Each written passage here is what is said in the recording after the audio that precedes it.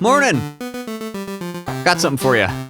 A podcast, Pinball Party Podcast. Thanks for joining. Let's do this shit. Figure it out. Running out of intros to be like, "Well, what's up, everybody? Welcome to the fucking the cool club." I'm gonna, man, without coming across as a douche sack. But hey, if I come across as a douche sack, at least I'm coming across as something. And honestly, thanks everyone for sticking with me and listening to the show. I really do appreciate it. I don't take it for granted. It's not true. I totally do. How have I taken it for granted? Was it confession? You know, started this thing out, then went to the Pinball Network for a while. That was fun. It's a blast it was an honor, honestly, to be invited on that show. Did a lot of stuff, had a lot of guests. And, you know, been kind of figuring this show out. What is it? You know, I'm trying a lot of different stuff. Just recently we started streaming on Twitch, and then those videos go on YouTube. Well, hey, I guess, hello, everyone new here. You know, we're going to talk about pinball and stuff. But just like any other podcast, talk about some other stuff first, and we'll get to it. But trying to really find out what I'm doing with this podcast. I say that because that's really where my mind is at. When I started doing this, was it COVID? I can't, keep me honest. I don't think it was. No, there was no masks. It was after, and I've been doing pinball for a while, even before COVID. For those new, I used to buy and sell a lot of games, especially in the used market. Right now, currently, not happening, but I'd buy a game, I'd get bored with it, sell it. Used to get some slack. I shouldn't say that. I used to get a lot of shit from people. Like, why you bolt that shit to the floor? And, you know, I go through games and started building a community. No, I didn't build it. I was finding like-minded folk of similar ilk that wasn't so odd to go through these games quickly and then realize, like, oh, this is very much an addiction. It's just another flavor of it, just a high dollar price tag. Great games, but there's so much awesome stuff about pinball. And sometimes when I'm talking about it, it's coming across, I think to some of you possibly as like negative maybe or cynical. Cynical is correct because that's just somewhat of my outlook on life. But let me take you through what has been going on in the last, I'd say, 4 months. Since some of you have noticed, you know, I left the Pinball Network, which was all, again, amicable and there's no negative there. It was just more so I wanted to be able to say shit that maybe didn't get them in trouble or vice versa, or not vice versa. It was very much a one-way street of just, I'm doing this for me, honestly. And sometimes what I've been streaming recently, I really don't like the attention. I do enough of that in my day hobby, quote unquote, which is playing music in Neon Dale and being on stage and singing and all that. And I'm not looking for the kudos. I really enjoy making music. And this podcast used to be very much, I just like making audio content because I enjoy it. It's a puzzle. I'm good at it. It gets my creative juices flowing. And yeah, you know, and doing stuff on the Pinball Network. Then I started going in the diatribe, like, let me get guests on. We got to do interviews and got to feel. And then it almost became work. Not because of any of the sponsorships, and the sponsorships are great and all that, but putting in so much time and effort into things that I need some sort of return, and return was an enjoyment. For me, I get bored of stuff fast, and I think I've talked about this in the past, and yada, yada, yada. But while that was happening, I was actually going off of a medication called amitriptyline. Amitriptyline, I was prescribed with, I have chronic headaches. I've always had chronic headaches since I can remember, 5 years old. Just, it's part of the way of life for me. Headaches are just the norm. Then I went through headache studies in Rochester, Minnesota, actually, of, hey, these are nuts, legit, what's going on here. And this was a few years back, and I did the headache journal for a couple of years, saw one of the top specialists and all that. I know you've come here for your headache medical dues, so you're just strapped into your seat. Oh my God, this is the gold. And that's what we're talking about. We'll get to pinball. But the headaches became basically cluster headaches. Every 2 weeks, I'd get about 3 to 4 days of like, oh, here it comes, and then 2 days of you are fucked from life. Anyone who has headaches knows what it's like when it hurts to think, and you know, a musician, that sucks. That doesn't work well. Anyway, something that's prescribed for that is amitriptyline, which a very low dosage, mind you. It's a very low dosage of amitriptyline is treated for nerve pain. I had a cross of headaches plus occipital neuralgia. If anyone knows what that is, awesome. It's nerves in your head. Mixed head pain with nerve pain in the head creates a great soup. So prescribed that, very low dosage, helps. Coming off that stuff, holy shit, fuck, suck ass. Is that a world of mind fuck? Because historically, amitriptyline was used at, I'll say, normal or higher dosage for depression. Then they, as in, I don't know, FDA, who regulates, the powers that be that have money, they're like, holy shit, that stuff is way strong for like antidepressant, and people coming off that is nuts. Kind of like, the opiates of like, oh, maybe we shouldn't just give everyone opiates for everything. And I had a friend of mine, when he went off it, he's like, oh yeah, nah, good luck, have fun. I don't ever want to touch that stuff again because like the side effects of like anyway, this was like a year ago before I decided to like, I just got to get off this stuff because long story short, I don't have the occipital neuralgia anymore. I'm off amitriptyline and all that. But here's the thing. The side effects of coming off of it are delayed about a month and a half. So you don't notice it right away. I had weaned off it slowly for all those. You should have weaned off it. I did for about a year, just going down like 2.5 milligrams every couple weeks. But just like how it is effective, where it takes about a month to start, it's the same with withdrawal. I noticed, even from doing this podcast, of some of my attitude of just like burn it to the ground attitude, whether it was on here or just in life. It was like a month and a half delayed, and I was just not aware of it. Hindsight is 20/20, but I want to say embarrassed, but I'm not really embarrassed. I'm not about things I would say or just the attitude I had toward things or what I was doing. I was just angry, honestly, just pure anger. I got to the point where in life, in my real life, like this, like you're hearing now, me sitting in this room recording, I was like, I need to see a therapist. I've seen one in the past just for general, like, hey, help me with stuff. But this was like the most mental emergency I've ever had in my life. It was blindsided. I had no idea what was going on. I was just suddenly just like, oh my God, I am so angry. I was going to the gym twice a day, every day, just to like burn off. Like I'm a weightlifter in general. I love it. Please go to the gym, be healthy. It's the best addiction ever. It's better than cigarettes. It's better than everything else I've been addicted to. It's harder to get the dopamine from it, but please do it. Anyway, I was going to the gym twice a day just to like, I took 2.5 weeks off of work. I'm like, I just got to take time off because I'm freaking the fuck out, bro. And I had no idea what it was. Again, the amitriptyline, because it was this delayed reaction. I took 2.5 weeks off and I found myself just at the gym like all day, every day. And luckily one of my best friends who lives in Japan came back for a couple weeks and we just hit the gym just nonstop. I'm like, I could just not get enough. I'm just eating and pushing weights just over and over. I'm like, I just need to do this. Otherwise I'm going to destroy the planet. That is the only options I have. Work out or bomb this fucking place. Ended up seeing a therapist, kind of emergency. I'm like, I was calling everywhere. Like, I got to get in and just like freak out on someone. And then, it subsided slowly. And it was just, I woke up like, oh shit. I remember when my friend told me that like the side effects are somewhat delayed and like, whoa. I think that's what's been going on because I didn't know, it's like, oh my God, I don't know what's going on. I didn't think about the amitriptyline because I had been off of it for a month. I'm like, holy shit, I was angry at everyone. It's okay to be angry. I mean, it's normal. I'm angry a lot. It's genetics. My grandfather was an angry farmer, but this was a different level. I'm telling you, it wasn't even like funny. I was like, oh no, I'm gonna kill people.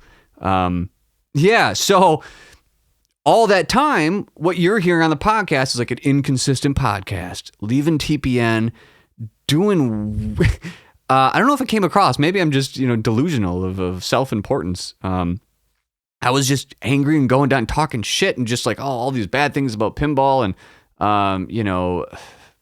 maybe it's like, I didn't notice that. But to me, it just, for what I'm getting at is I don't take you for granted that's listening. You're the only reason I'm still doing this, not for the gratitude, but, at least from the responses I've gotten, it's like, at least it's some semblance of social something. It's some sort of community. Maybe it's a one-way street. Yeah, I'm talking to you, but for those who have emailed back and said, oh, this is cool, or I liked hearing that, or the meth stuff is funny, or like the audio production or whatever it is, and the negative stuff. The negative stuff, eat my shit, but I get it. And that was also what was happening. And something like, oh, you shouldn't swear so much. The feedback of maybe don't do this. And, I took it too seriously. Like I forgot why I was even doing this. I'm not doing this for you. I'm glad you like the show. I'm doing this for me. And if you're on board, keep listening. We talk about pinball. I'll, interject some stuff that's going on through life because normally, that's, what else are we doing here if we're not talking about life? But what you won't get here is, a negative Nancy who's always talking shit about everyone, everywhere, everything's terrible. Or on the other side of the coin, pinball is always great. Everything's positive. Life is positive no matter what. And any sort of negative concept of life, I defend it and I get it out of my, I have know enough people like that in life that just, uber positive or uber negative. I try to just do the only thing I can in this life, which is be honest with myself and others. And again, a third thank you for those who stick with me through these ups and these downs. And I'm just, in the past, I may have edited a lot of this stuff out, not for being embarrassed by it, but this is always a show in the beginning, right? Like start off with music, get Meth on here, do some skits, use sound effects. And while I can still do it, and I still may, it's a lot of work. And right now, I'm still working in priority on myself, on the music, and I want pinball back in my life. Can I do it to the point that it was before, where it was 24/7? No, but I've learned a lot from that, and I don't regret a second of it. And I'm still, fighting that good fight of finding a good balance of pinball. So again, fourth, thank you sticking with me through this. And if you are, if I haven't lost you, I do appreciate it. And all the positive and all the negative, all the stuff. It's I'm still happy to be part of the pinball community. I still keep in contact with people on the side, and I still keep an eye out on pinball. So speaking of, I did do a stream a couple days ago. Feel free to check it out on the YouTube or Twitch, but please don't. I'm kind of just, it was on a whim. I didn't have much to talk about. I was honestly, my dog Mabel, you've heard her Crunch on the show. She has recently discovered cancer. So I've been nursing her at home 24/7, not really leaving the house until Dana comes home, and then I can get to the gym. And it's been tough. It's surprisingly tough to be that lazy for me, but it's tough. We're still trying to find out the results. It went off to pathology to see the level of it. She's here. She's in good spirits. Today she gets drain tubes taken out of her legs, so that's awesome, and she's got all of her energy back and stuff like that. But anyway, Mabel is just our furry child, and going through that as well. So like I did a stream, I think I come across as probably kind of somewhat jovial, but honestly just fucking pissed and just angry at the world. So, hey. Anyway, so if you want to listen to me talk about spooky and Looney Tunes in Texas and all that, go listen. But I will talk about it again here because there's just been so much of it recently. Spooky pinball, Wisconsin, man, honestly, out of all the companies, I want Spooky to be the most successful, I'll say, story of all of it. Stern, yeah, great. I mean, they got to be there. It's like water is wet. Stern, you got to do it. You are the lifeblood of this. It's just, you're great. Just keep doing it. Thank you. Of all the other ones, I mean, Jersey Jack too, man. But let me just stick on this spooky splooge fest. As much as I've had the most trouble ever of selling a game was TNA. And a lot of quality stuff with Spooky, and it's just true. I mean, you all know it. They're fucking trying, and they're not American Pinball trying from afar. Again, I don't know any of these people personally, and honestly, please, as much as you can, I mean nothing against people who are trying to make a creative product. This is no personal attack on anything. It's not. Just like, when I'm releasing music or these podcasts, I expect some people to be like, this guy's a fucking clown. Because, yeah, I am. It's, I'm not everyone's cup of tea, and does it sting sometimes? Of course. So I try to be cognizant of that, and I really don't mean it to anyone who's making these games. If you're listening and you hear me say American Pinball, GTF sucks. And, it does. Try not to take it personally. It's tough to do. Pot calling the kettle black, but also I think because I'm a victim of my own art as well. Anyways, all those defenses gone. GTF sucks, but American Pinball is still kind of trying, but they're kind of half not responding, not doing all this and whatever. Spooky is just, they're fucking being consistent over and over. It's a younger group. They're trying their asses off. It's honestly, it's impressive aside from the stuff that's not. Like Scooby-Doo looked so awesome. It kind of played great, but I haven't played it other than that one day because it was kind of busted and like, oh man, like for that expensive, it just can't. But it looks great. I'm cheerleading them. I think I can't lie. Being in Wisconsin myself, I mean, come on, let's do it. Let's make Wisconsin proud. They're down south, closer to Stern than they are to me, but I want them to succeed, and they're getting some themes that I truly, really like. Not Texas Chainsaw. I could not really care. I think that doesn't hold a candle to, the big boys in horror. To some people it does.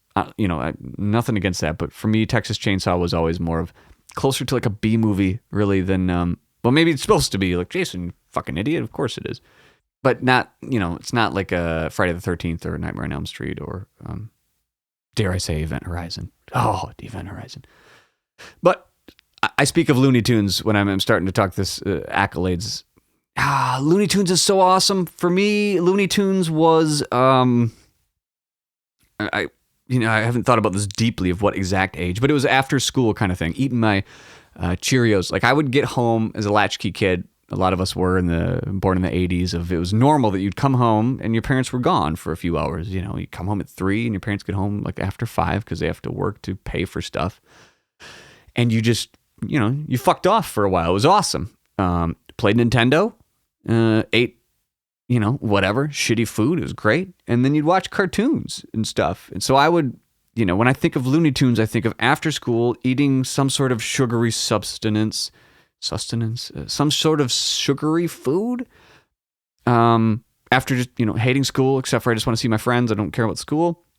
And then Looney Tunes would come on. And Wile E. Coyote, that son of a bitch, look at that fucker go. They mix some fun, some humor, some speed with Tasmanian, some, Looney Tunes. It has a sense of, cynicism to it. It's like Disney, but with some more reality. Now, I mean, Disney can get dark, Bambi and a lot of that stuff, but a different kind of, it's Looney Tunes. I don't know. You know what I'm talking about. I don't have to explain to you what Looney Tunes is. It's around for a reason, but Bugs Bunny was fucking hilarious. He still is. Elmer Fudd. But yeah, Roadrunner Coyote was always my jam, and I think it's a lot of people's jam. Tasmanian Devil was my wife's, but Looney Tunes, it kind of gets in you. Yeah. Where it's a little more real of a cartoon than Disney, I guess. Well, to me, Looney Tunes was always kind of the more just like, yeah, this is your shit. And maybe partially because my grandfather and father, taught me. Father, I don't ever refer to him as father. I'm not trying to be eloquent here. My dad grew up equally liking Bugs Bunny and that kind of shit. And Bugs Bunny is he's just fucking funny. Pure and simple.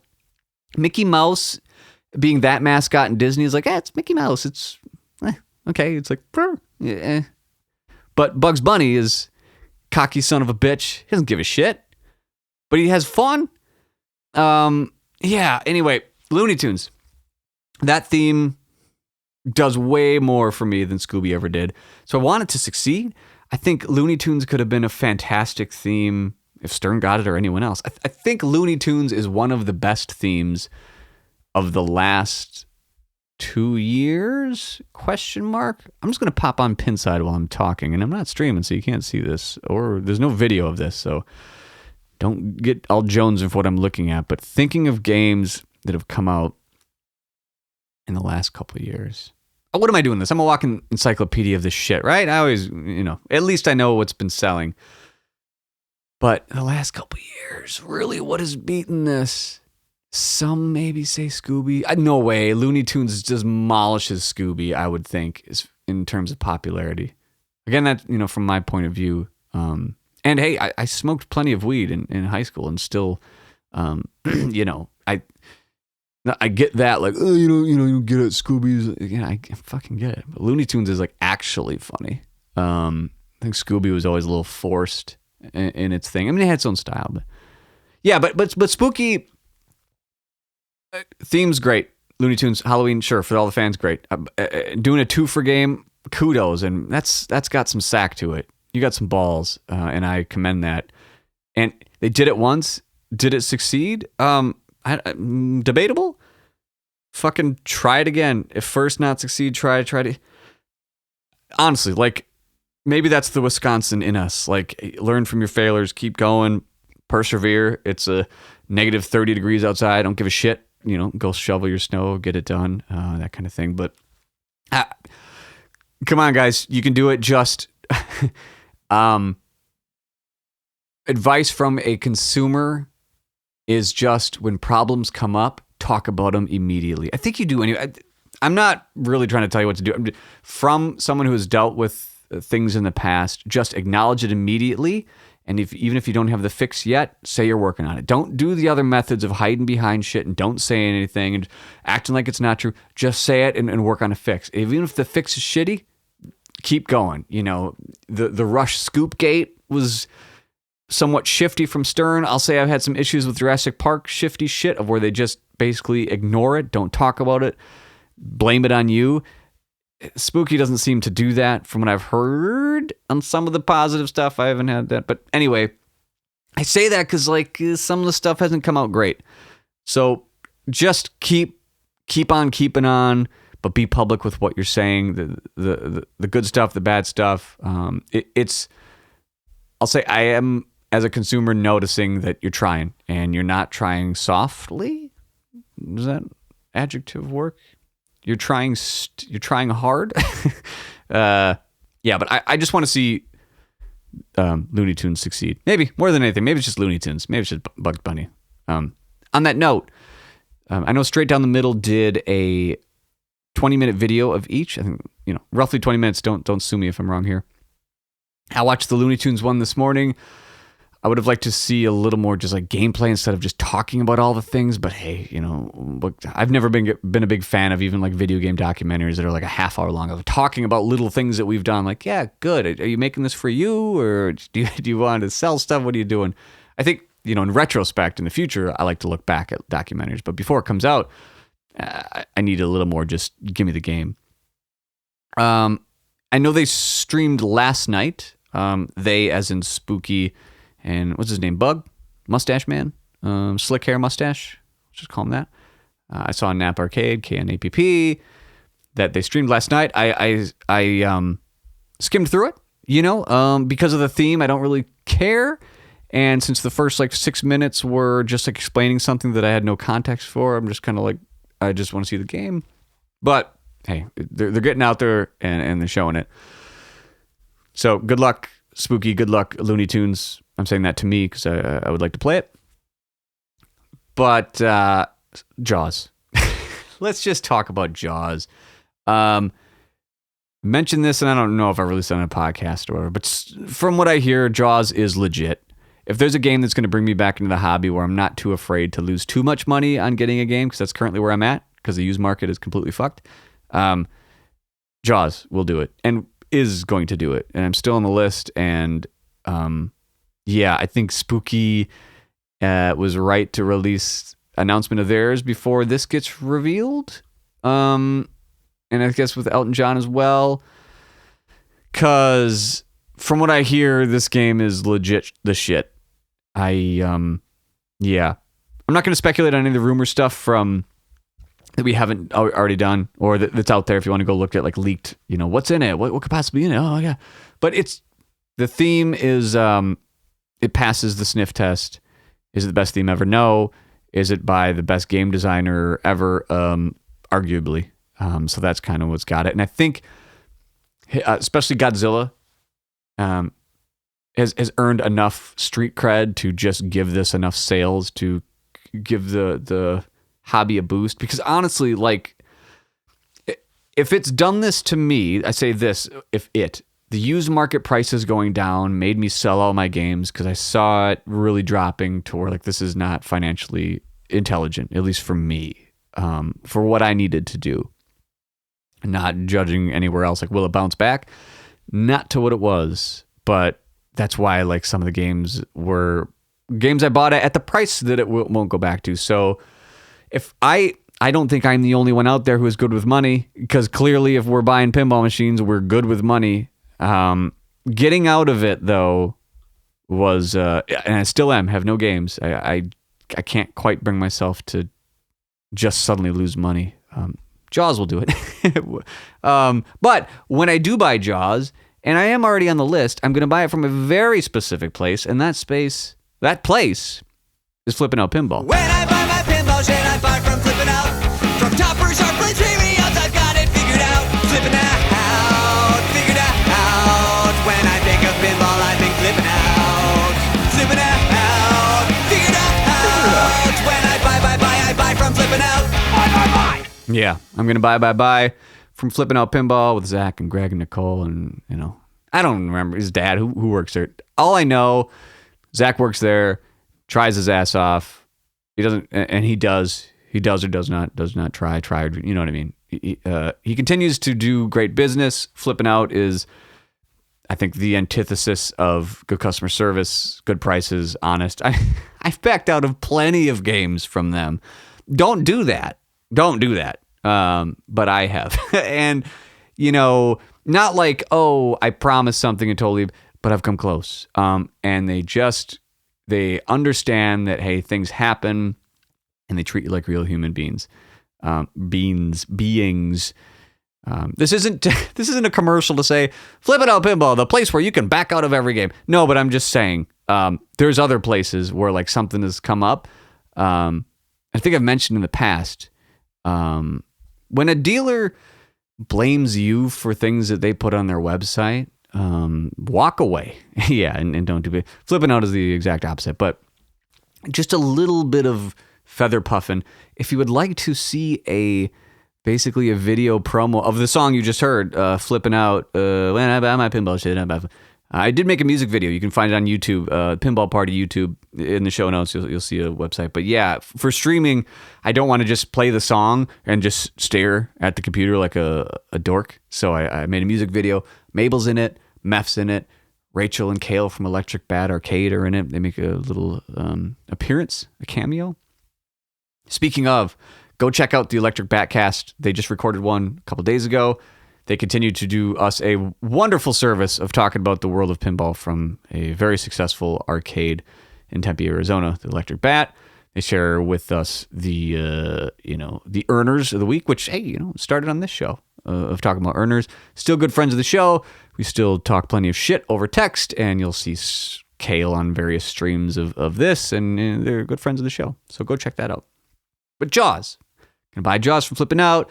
Electric Bat will have Jaws, I'm sure, and that's a game that I would bet they'll have a pro and a premium. They seem to know what they're doing there at the old EB. Jaws will bring me back. I'm still getting tickled back by like an Iron Man, but honestly, all the vaulting and the remakes and the bringing games back is like, I need the market to settle a little bit to know. I'm happy to lose a couple hundred, and I know this is just repeating. This is old hat, and I'm willing to lose a little bit for a hobby, to pay for a hobby. Of course, I'm not looking to make money. I'm not stupid. They're not like, but like if I would have bought a couple of the things I was going to like the last week before I sold my last game, and I tried to sell them today, oh my God. Let's take Lord of the Rings, for example, that I offered someone 9,000. I think it was basically 94 or 9,400 after all said. It's Lord of the Rings, of course I did. Today maybe 7,500, and that's only like 3 months, 2 months. That's too much. Because I'm not bolting anything. No one should. This is just stuff. As Gonzo Flipperama. Gonzo, great YouTuber, does pinball stuff. Go check him out. Way better than I am, especially when it comes to video stuff. Gonzo's Pinball Flipperama. Awesome shit. I was just watching one of his videos on pinball addiction, or what he thinks about, the addiction in pinball. And I've referenced that in the past too, and continue to do, because we're foolish if you think it's not, for a lot of us, of the like, well, if I just get this next game, then I'll be happy, and it just never happens. It happens for me, like 20 minutes. And I'm like, oh shit, right. I get the dopamine from the chase, not the actual thing, because that's how the brain works. Fuck me, I guess. But yeah, he was talking about the addiction and all that kind of stuff, and how, no game is probably going to be bolted in so many words. He says it differently. Go check it out. Don't listen to me spoil his awesome content. But yeah, I tricked myself into thinking that once I obtain this golden thing, life will suddenly be on a positive trajectory. And of course, I would have been better off without it. Or I would have been better with it should I have gotten it sooner, so then I get all like amped up and I gotta find this game and where's the and then that never pans out. Because here we are. So throughout the last few months of inconsistent podcasts and doing different attitudes and all this, learning, trying to very much pay attention to myself and what's happening. And the more money something is, the more you got to kind of pay attention to like, ooh, what am I doing? Is this stupid? And then do I do this and then I'm dead? Am I dumb? I think I might be a dumb person. Let me pay attention to what I'm doing.